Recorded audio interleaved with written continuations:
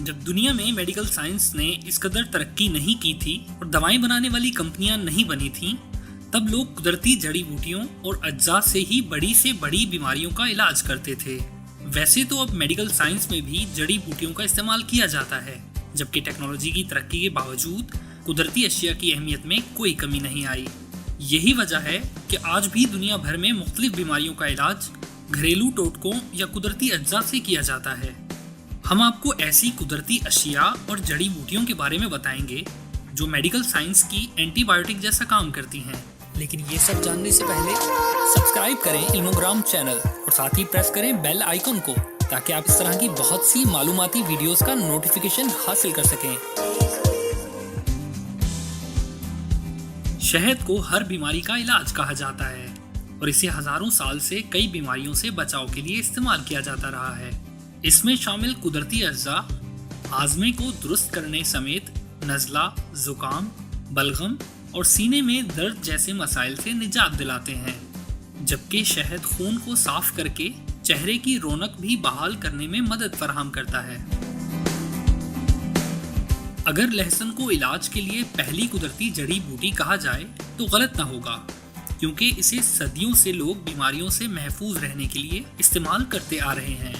जदीद साइंस और herbal medicine में सन 1700 से लहसुन को बतौर दवा इस्तेमाल किया जा रहा है। लहसुन में शामिल अज्जा जहां एंटीबायोटिक का काम करते हैं, वहीं ये एंटीवायरल, एंटी फंगल और एंटी माइक्रोबियल का भी काम करते हैं। आसान अल्फाज में ये कि लहसुन में शामिल अज्जा इंसानी जिस्म में पैदा होने वाले बैक्टीरिया और जरासीम के लिए खतरा और इंसानी सेहत के लिए दोस्त होते हैं। ओरिगानो खुशबूदार जड़ी बूटी होती है जिसे खानों को जायकादार बनाने के लिए भी इस्तेमाल किया जाता है। देही इलाकों में इस जड़ी बूटी के पत्ते खानों में कई साल से इस्तेमाल किए जा रहे हैं। इसमें भी लहसुन और पुदीने जैसी खासियत हैं, जो हाजमे समेत दीगर निजाम को दुरुस्त करते हैं। ओरिगानो का तेल मालिश और जोड़ों के दर्द समेत जिस्म के दीगर दर्द के लिए भी फायदेमंद होता है। इस खारदार गुलाबी फूल यानी अकनीशा के फूल को सालों से हर्बल मेडिसिन में इस्तेमाल किया जा रहा है। इस फूल में शामिल अज्जा खून में खराबी या जहर पैदा करने जैसी बीमारियों को रोकते हैं। इस फूल को मशरूब की तैयारी में भी इस्तेमाल किया जाता है। इसमें शामिल एंटी बैक्टीरियल अज्जा नज़ला व जुकाम से भी महफूज रखते हैं। सेब का सिरका, जिसमें एंटीबायोटिक और एंटीसेप्टिक खसूसियात शामिल हैं। कोलेस्ट्रॉल कम करना हो, मैदे की तेजाबियत से निजात हासिल करनी हो, निज़ामे हाजमा ठीक करना हो, जिस्मानी वजन में कमी लानी हो, तवानाई बढ़ानी हो या दांतों का चमकाना हो, सेब का सिरका इन सब के लिए बहुत मुफीद माना जाता है। दालचीनी का शुमार दुनिया में इस्तेमाल होने वाले मारूफ मसालाजात में होता है। इसकी महक रुए ज़मीन पर मौजूद बेहतरीन खुशबुओं में जानी जाती है।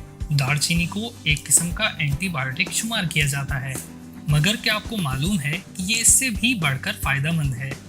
दालचीनी में मौजूद एक मुरक्कब सेनेमल्डिहाइड जरासीम के खात्मे के लिए भी इस्तेमाल किया जा सकता है।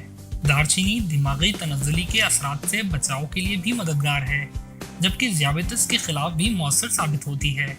अगरचे दालचीनी मुतअद्दिद तिब्बी फ़वाइद की हामिल है, ताहम इसका ज़्यादा इस्तेमाल करने से गुरेज करना चाहिए। हमें उम्मीद है कि वीडियो देखने के बाद आपके इल्म में इजाफा हुआ होगा। वीडियो पसंद आने की सूरत में इसे ज़्यादा से ज़्यादा लाइक करके हमारी हौसला अफजाई करें और इसे फेसबुक और व्हाट्सएप में शेयर करने में हमारा साथ दें।